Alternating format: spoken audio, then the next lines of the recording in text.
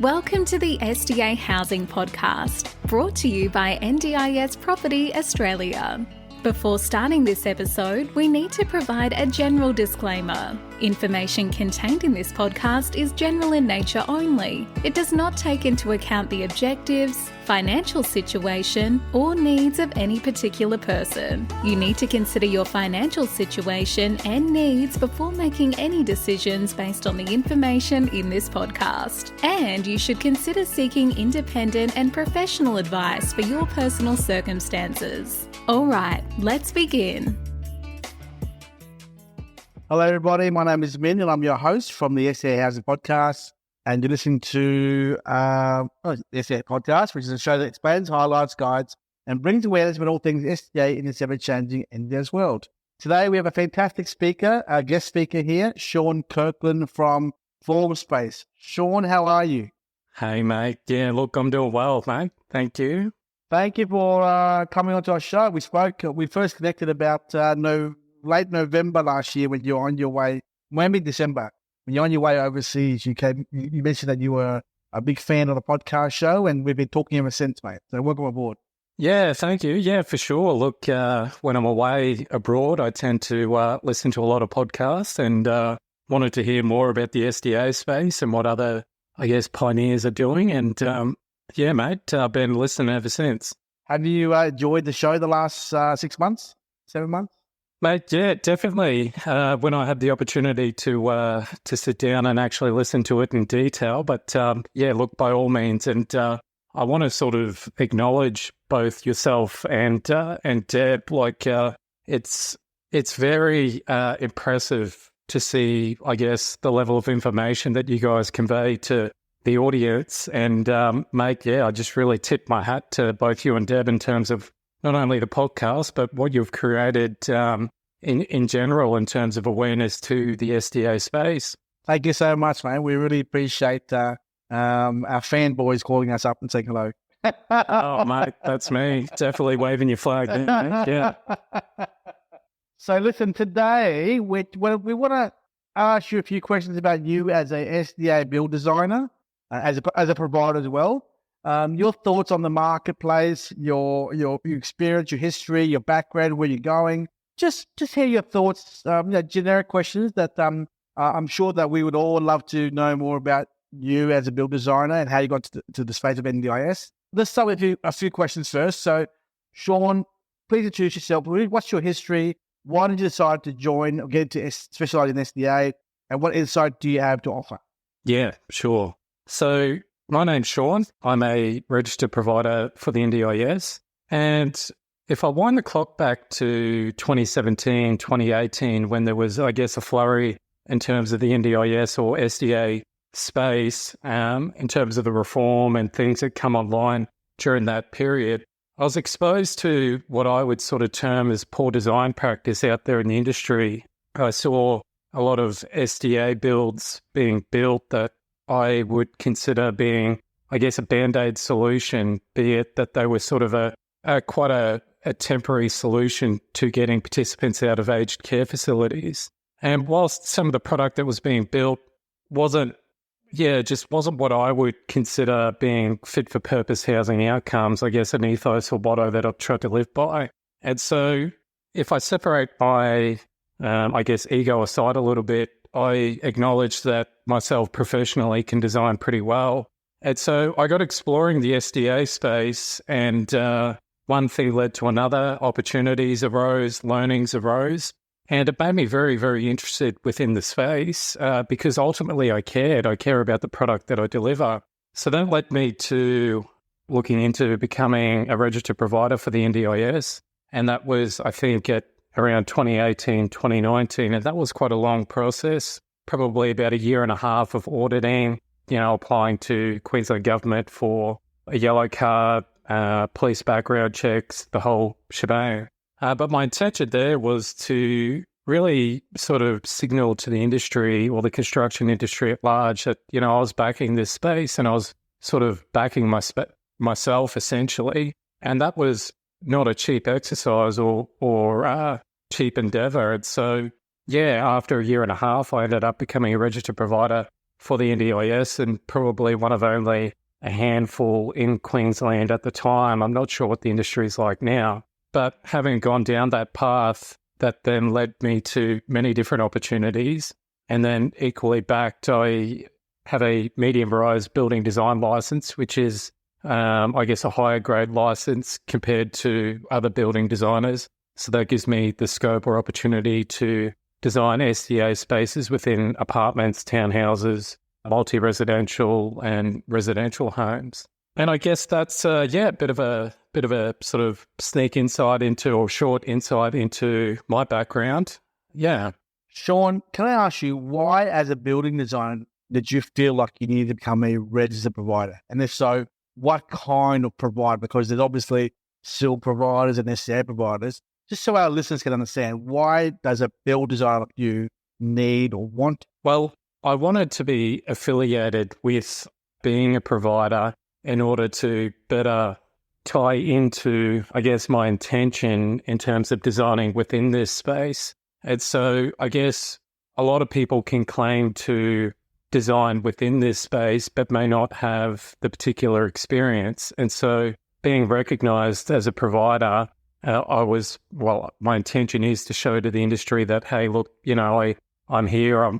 I've learned a significant amount about, I guess, the design and SDA space, all the intricacies, I guess, that's involved within designing, and try and use that to leverage in order to win work and give back to community, essentially, purpose. And so, yeah, mate. Yeah, hopefully that's a little bit of an insight. Sean, my next question is qualifications. Are there many build designers specializing in SDA, and or when does a client not go to an architect? And is it common to come across architects specializing in SDA versus also access consultants? So architect specializing in SDA, access consultants versus building designers in SDA like you. Can you please elaborate on the differences between those two or three scenarios? Yeah, okay. So for the first point, I believe there are a number of different building design firms in Queensland, across Australia, that now specialise in SDA, equivalent to, I guess, the services that I provide. I guess from my experience, without going into too much detail, the role of a building designer is not just designing a home. I could talk from my own experience or background, but when I went through, I guess, my bachelor's degree of building design, I done that separate whilst working full time. And what that allowed me was the opportunity to go on site in my early days, I guess nearly every day. And what it taught me was the fundamentals about construction, really, an opportunity that I guess sitting in a classroom or doing online courses don't give you. And so in my early days, I was able to establish real world conditions pretty quickly and how that correlates then to design. And this is where I think it differs in the marketplace, in the sense of people that demonstrate the skill set in order to be able to design within SDA. And so some other designers, and I'll use the banner, I guess, designer openly, because you have draftspeople, building designers, and other professions that fall under that category, may not have the same, I guess, real world experience, I guess, as what I do. And then, I see that as being the critical point in why I'm able to design pretty well in this space. It's just the whole host of the building methodology behind it. In regards to the other question, an access consultant really is assessing the plans that we provide or that I provide. So yeah, hopefully that gives some insight. Yeah, thanks for that. Can you give me some examples of your work you've done over the last few years within the NDI space, please? Yeah, so look, it's hard to put a number, but it'd be well north of 100 now. A lot of them are completed. So I've designed apartments, villas, I guess, quote unquote, residential homes or shared home models. Yeah. Sorry, what was the second question? My mind went blank Friday afternoon. The question was, give us some examples of the jobs you've been working on the last few years around Australia. Yeah, okay. Yep. So varying degrees of different SDA design categories, high physical support, fully accessible, improved livability. So I've done a intentional community down in Adelaide, an apartment building.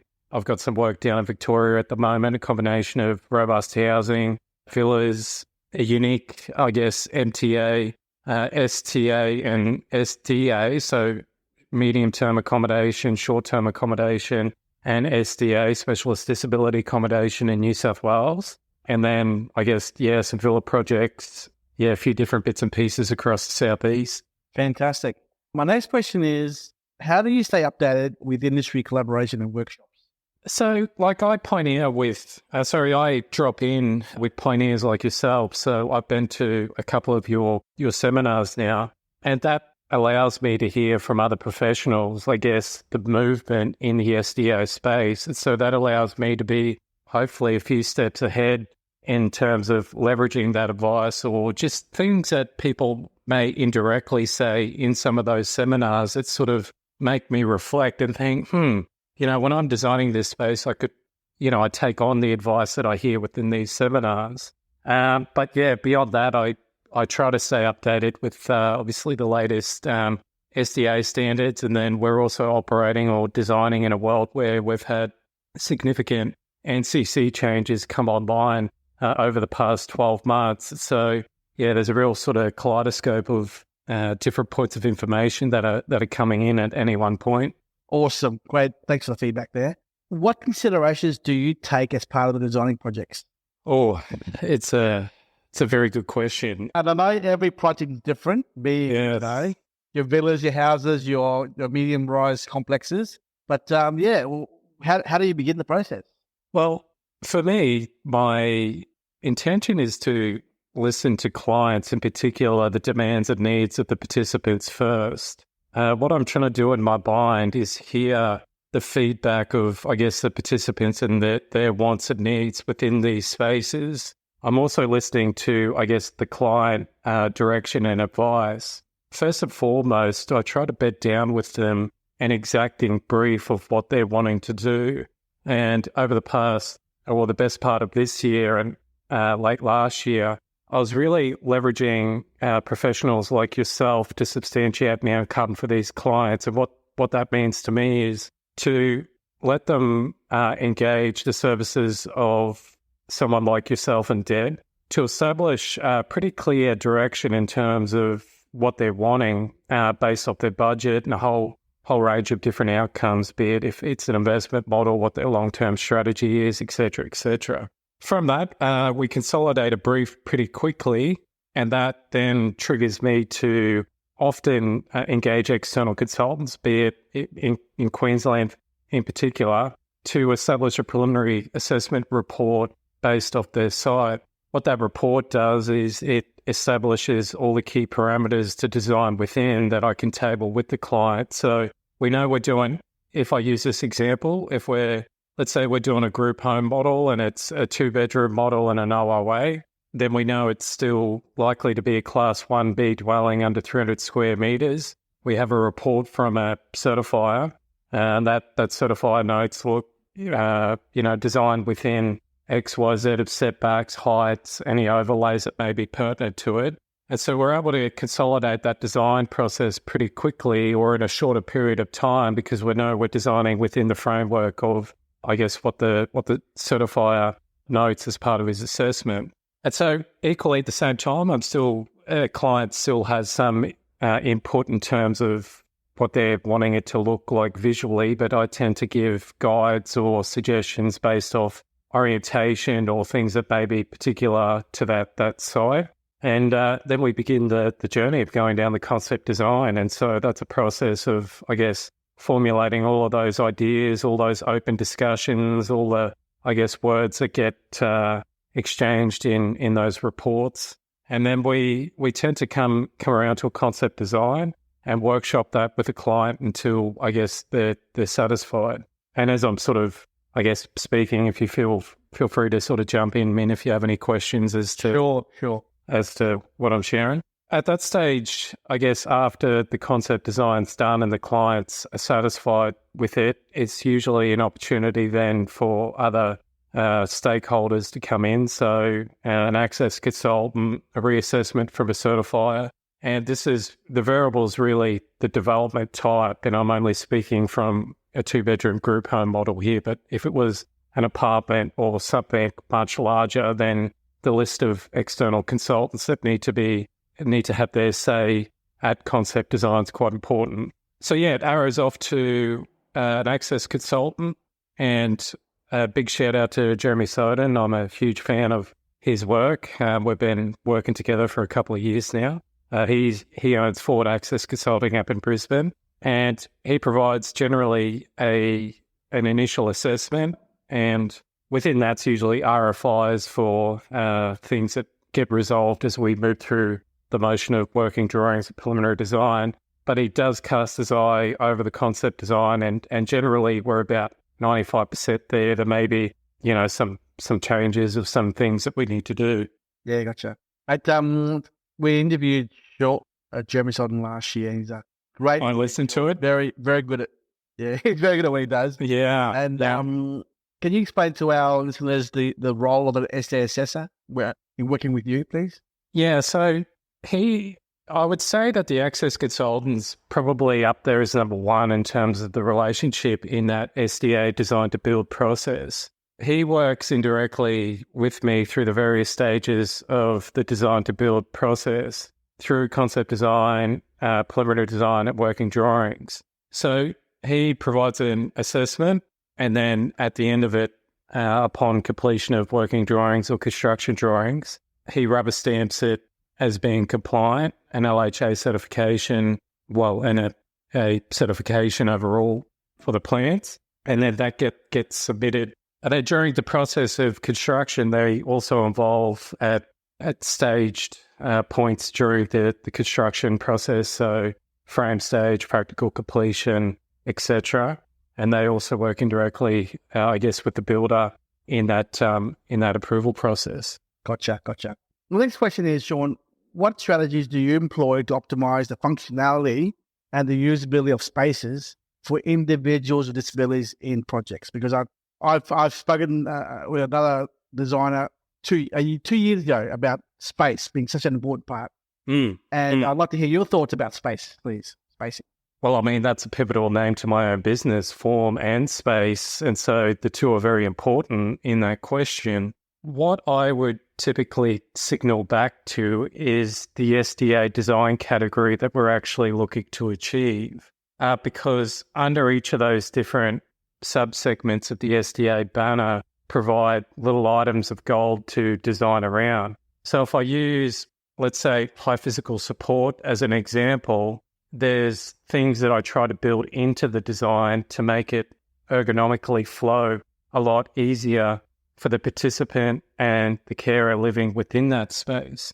So these may be items in terms of general orientation of the bedrooms and the en-suites, where they are on the floor plan, whether it's passive surveillance overlooking a street, passive solar design, northeastern aspect, cross-flow ventilation. I mean, they're key sort of formulas in any design. That's not just sort of localized SDA. But in terms of the SDA and the category, that's, again, where I'm working in with the provider to hear what they really want from the participant in the space. And so I tend to entertain ideas for them. And so a lot of the designs that I've been doing recently have included items like wheel-in robes, and that makes it a lot easier for carers to bathe and maneuver participants in their own spaces in the bedrooms.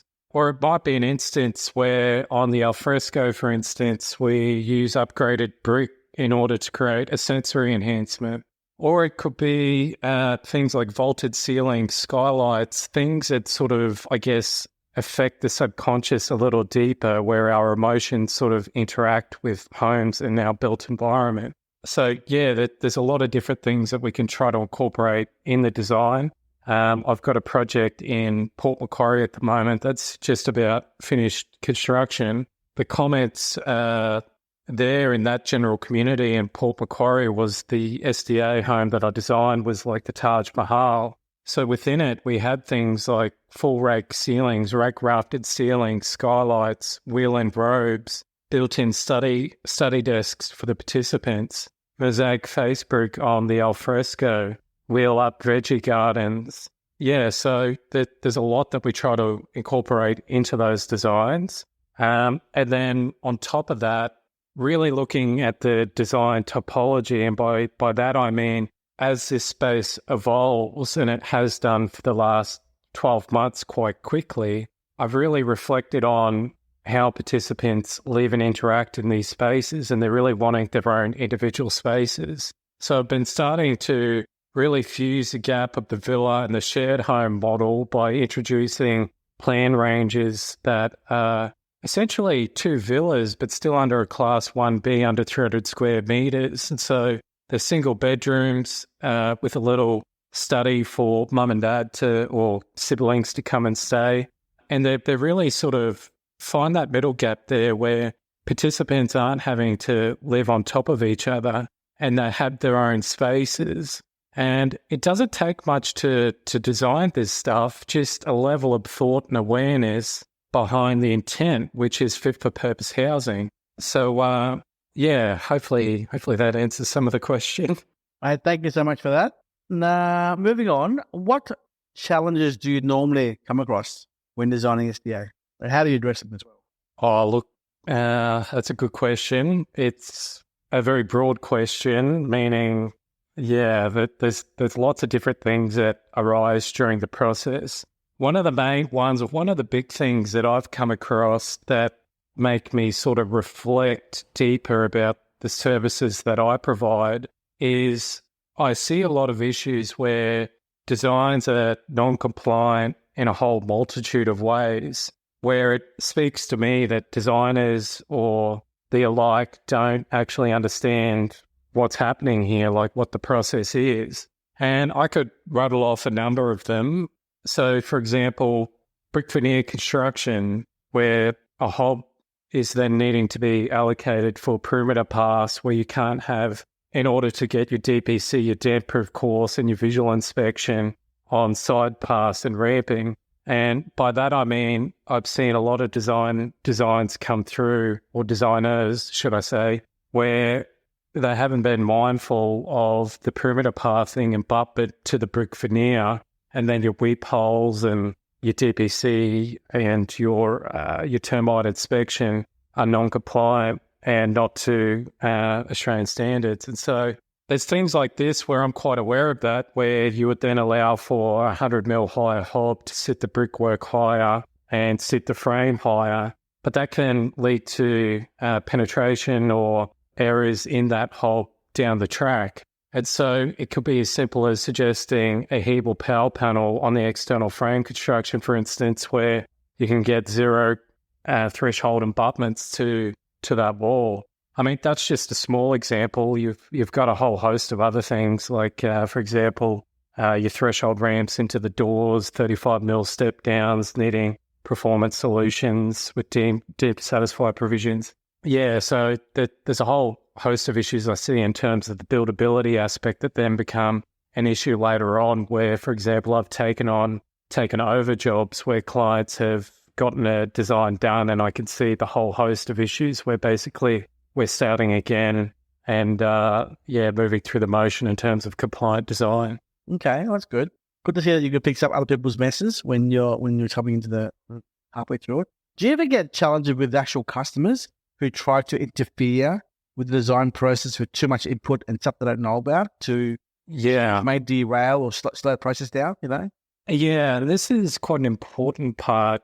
In the SDA space, I try to suggest that there's two different types of clients, I guess you would say, or even more. You have builders and developers that, I guess, allow free reign and they trust your professional advice and your judgment within that design to build process. And it's a lot easier to move through the motions. When, I guess it's a mum and dad first time looking into the SDA space and the design journey, it's important to separate, I guess, emotions out of the equation and allow that design to build process to occur organically with said professionals.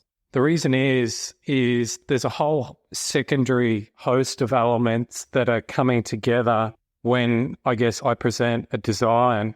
And so clients don't, if they're emotionally charged in that process and not understanding that, you'd need to create some dissidence because it's not a standard residential house, or we're not designing a home specifically for yourself. And there's no easy answer to it. I think what I've come to learn is it's just boundary setting and just sort of having to police that and then share that. A client, if I can educate the client on the process, then at the end of the day, ultimately, the decision-making's in their hand. But I try to, I guess, avoid that because there's a whole host of things as to why a design is where it's at, if that makes sense.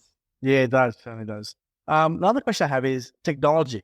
How big is the need for technology as a tool in your discipline of design work? Yeah, look, this is a massive point. I guess I'll start off by, I just wanted to acknowledge Jeremy Soden again, because he sent me a message earlier in the week, having conducted an assessment on one of my plans, and said, that it was one of the best designs that he'd seen. And what it speaks to me is that a lot of people only see lines on a paper, and what people don't realize, I guess, is a real value in building systems that reflect, I guess, this. And an example of this, I guess, is I've spent tens of thousands of dollars probably over the last 12 to 18 months. Shout out to Gavin Cramp from Aussie BIM Guru. He's assisted me in building, I use Autodesk Revit in the production of my work, and he's assisted me in building specific generic-based content that is parametric in the SDA space. So an example of this, again, a lot of people only see lines on a paper, but a door with its inherent circulation space around it that then generates if a wall's too close to another wall, or the detail in relation to the architraves and the door setouts and the way the door then interacts with the parallel wall.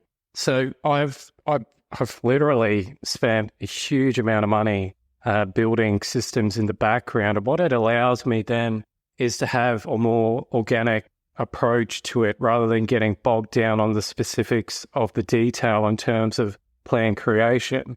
It's a little hard to explain, but I would dare say the systems that I built, I haven't observed the same level of parametric-based design and many other building design firms across Australia. And so my intention behind building this is to build good technology that allows that process to sharpen up. And what I've found is that I've then not needed to have an extra bum on seat or an employee, because I've had, I guess, a net positive result through the technology that I've built, where it's a lot quicker to design. And so I'll give an example. Most design firms, let's say we have a typical 1070 swinging door. In front of it needs to demonstrate compliance to circulation space. And a lot of design firms will then draw an element that shows a circulation space. If through the process then, and we're at working drawings, for instance. Okay, great. Thank you so much for that, Sean. Now, I think that one of the last questions here is, how does a client or developer, how should they approach the design process before coming to you? I mean, should they have anything in their mind with how the process should be, or what's in their head, or they come to you with a blank canvas? How should the process become? Well, the process is all about education, and this is where I try to steer these clients to someone like yourself. Now, I won't sort of preach or say that I know absolutely everything about SDA. I definitely do not. But what I do know is the SDA design space very well. And so I like to position these clients to sit within, I guess, yourself and Deb's domain to work out their needs and wants that they want to extract from the development or from a project within the framework of your advice. And so I guess I send them to you guys to get educated on all of it. Generally, they then would circle back to to myself. And then that's when we can start having some good questions about deliverability and process. But again, this SDA space is very broad and very open, meaning, when it comes to the selection of the topology, if it was a developer, for instance, and they wanted to do a townhouse or an apartment, then I'll probably have some more direct initial early on involvement or advice, because there's a whole subset of discussion points that we need to have. But if it's a mum and dad investor or someone that's green to the SDA space, I really am looking to position them to get advice and education from someone like yourself, for me then to then come in after that and then, really, I guess, materialize their vision. Yeah, thanks for that, Sean. Me and Debbie, we've seen a shift in the marketplace the last few months. And the shift is a lot more sophisticated, Designing kind of clients. Yes. Educated. They're coming out of the woodworks now. They've been watching, reading, assessing, talking around, getting enough understanding of what SDA is all about, but they just can't go to the next level because there's only so much you can read at Google on your phone, right, on SDA. And they need that professional advice without being sold a product, right, to take their empty block of land to all their projects, all their DA sites to the next level. Because a lot of developers around Australia have sites which are DA approved for townhouses, for example, but they realise that they may not be able to maximise their profitability on that side of that. So they're looking at other options to redo the DA, subdivide the product or whatever. So we're seeing a lot more people come into the marketplace approaching ourselves here in Brisbane to seek advice. And we are happy to oblige because we're modifying our service now to be more of a fee-based business so that we're not being seen as flogging of products, so to speak. Yes. Giving value add, preliminary, pre-concept design advice to say, what do you want to achieve? Why are you doing this? Do you understand it? Do you know your options? Do you know the risks? The process is complex and long. Are you ready for the process? Who are you talking to? Do you want to be referred to the right people? So we're really taking them through that education process and asking the questions, why, the who, why, when, where, and how, the SWOT analysis. So we take them through the process in person, on the phone, on Zoom calls, and also in our masterclass, but also in our data reports as well. So we're doing recommendation reports, we're doing SWOT analysis, we give them in writing so that they are educated enough to go the next level to engage a designer like you, Sean, to take advice, to go to concept stage and design stage. So the marketplace is shifting at the moment because, I don't know, maybe there's not enough stock to buy out there, not enough good stock or someone. But people are coming to the SDA world more educated now, and a lot more larger funds and family offices are coming out with money to look at higher spec'd out, high-end product in the SDA world after having seen a lot of the rubbish being built and the oversupply and the problems that occurred from the SDA for the last 5 years. Yeah. So are you seeing the same thing you're in as well, Sean? Yeah, look, 10,000%. And what we need to remember, or what I try to educate people on, this is a segment of society that's often forgotten about. But if you're in a wheelchair, I guess you're no different to you and I. You still have the same wants, desires, feelings, and emotions. And that's what's extremely important about the design of these spaces. And by all means, I'm seeing much more, and even the designs that I'm doing are much more discerning. They're sort of meeting market trends in terms of what, I guess, the masses, I guess, what a lot of people are wanting. So, like things like curves and arches and some of the sex and sizzle elements that are coming through. There's no reason why we can't still include these within the SDA space. I mean, ABI Interiors have just released this beautiful range of interior joinery fit out that's AS 1428 compliant.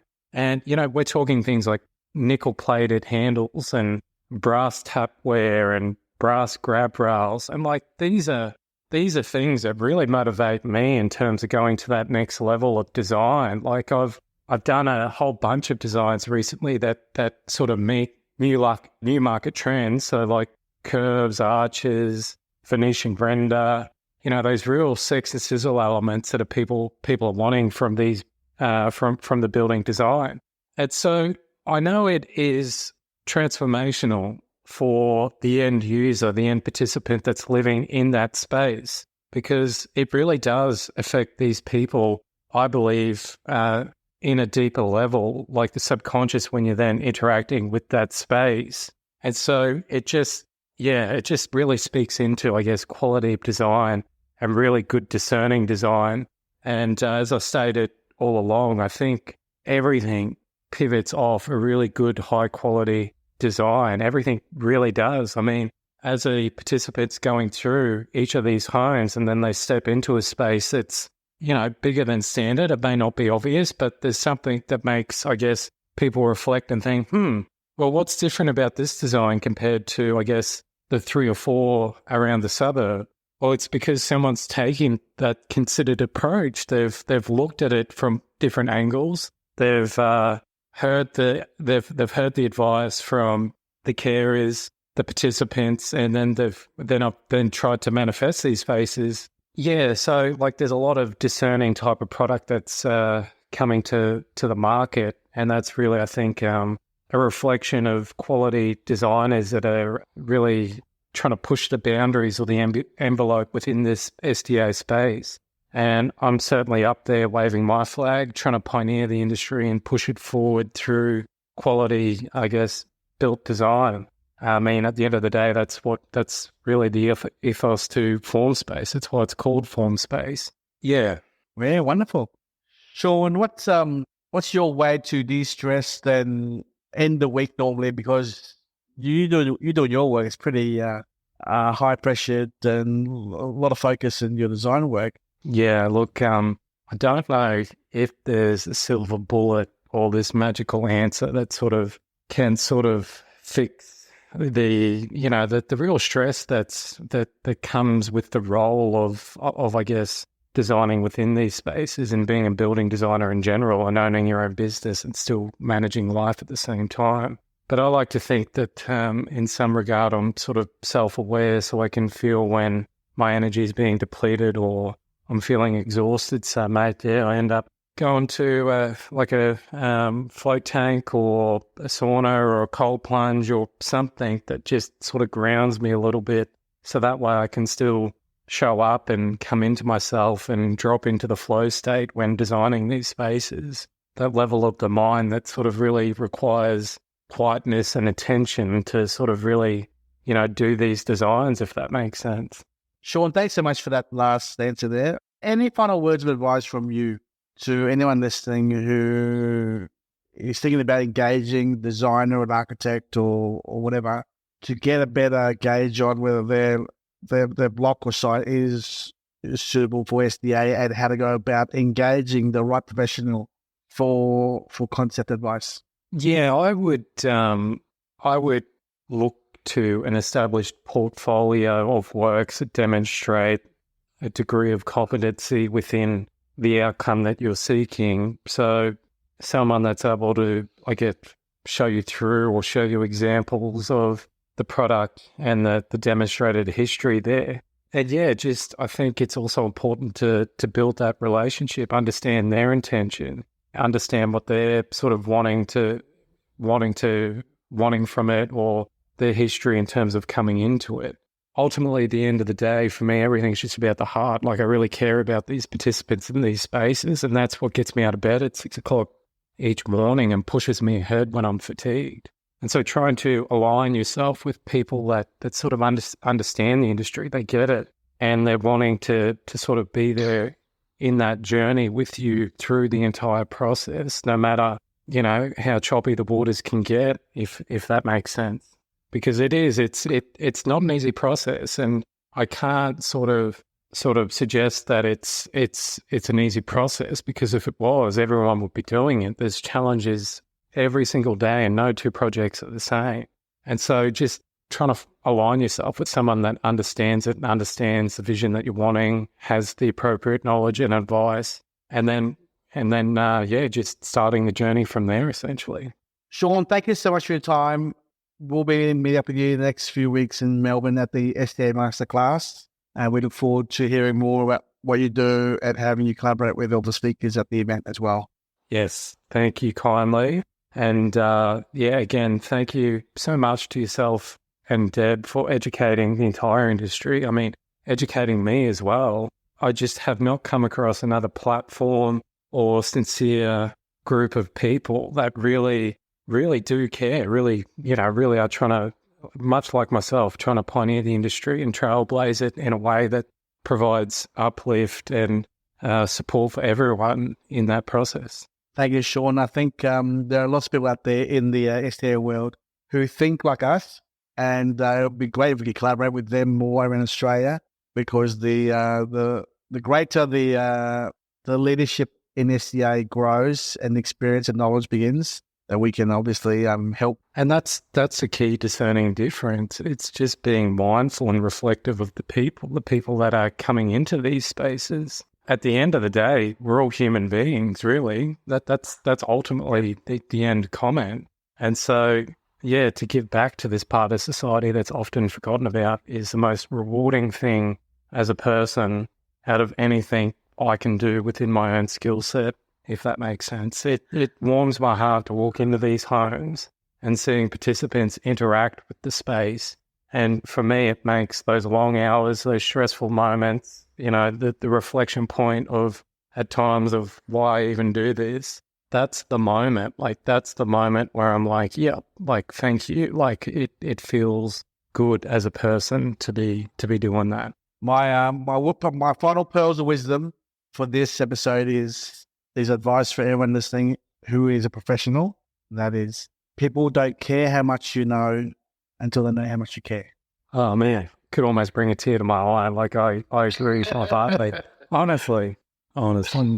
Thank you, Sean. Have a good afternoon, eh? Yeah, thank you, mate. And like I said, if I could, I'd pat you on the back. So thanks, mate. Thanks, mate. Bye-bye. Bye. We hope you enjoyed this episode. Please make sure you are subscribed and following us so you can keep in the loop with all of our upcoming episodes. We would really appreciate it if you could leave us a 5-star rating, a written review, and to share this podcast with those that could benefit. Until next time, catch you on the next episode.